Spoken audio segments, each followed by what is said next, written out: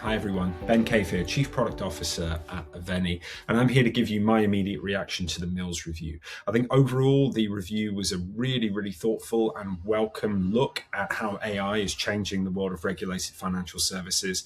And what I particularly liked personally was the FCA is sticking to its guns around a focus on outcomes.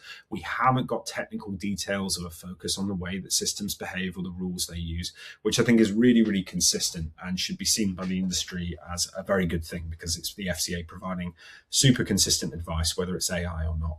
What I want to share right now is 5 key takeaways that I've got from the report, and I think will be interesting to anyone out there in the industry. The first one is that AIs are now people too, right? We see this right throughout the report in the focus on outcomes and the maintenance of consumer duty, senior managers regime, even in AI-mediated journeys. And what that means most of all is that senior managers are now having to put their names on the line for an AI's behavior, which places a real duty on firms, a burden on firms, some might say, to make sure that you are compliant throughout. And that brings me to takeaway number 2, which is that compliance can't wait for the end of the conversation anymore.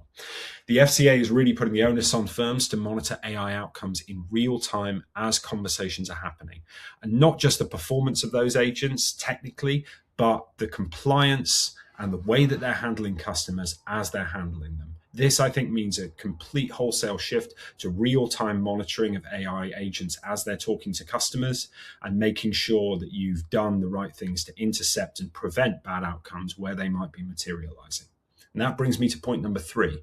We've now got an evidence-as-you-go model. The agentic supervisory model, which is mentioned throughout the Mills review, would require near real-time provision of outcome data to the FCA direct from AI solutions. So think of this as a technical integration. So no more sampled basis, no more after-the-fact checking.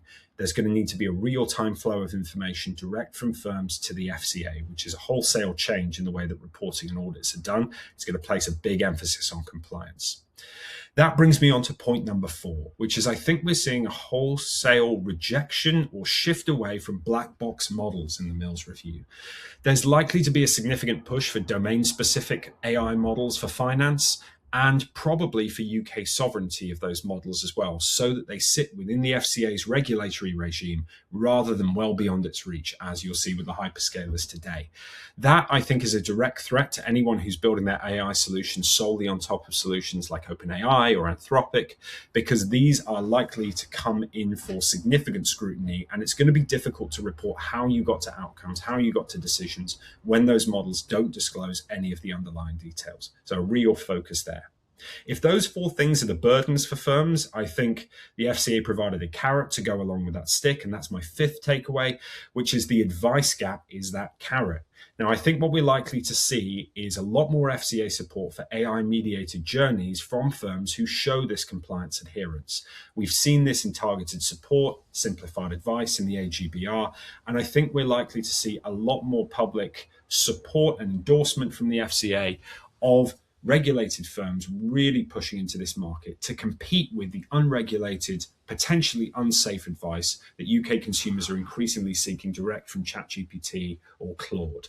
And I think that's a positive thing for the industry.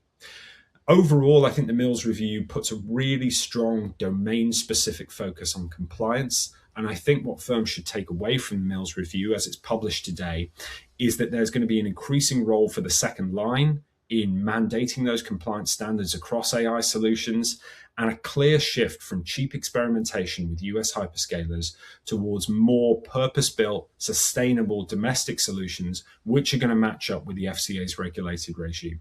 I hope you all enjoy reading through the report, and really great day for the industry. Thanks.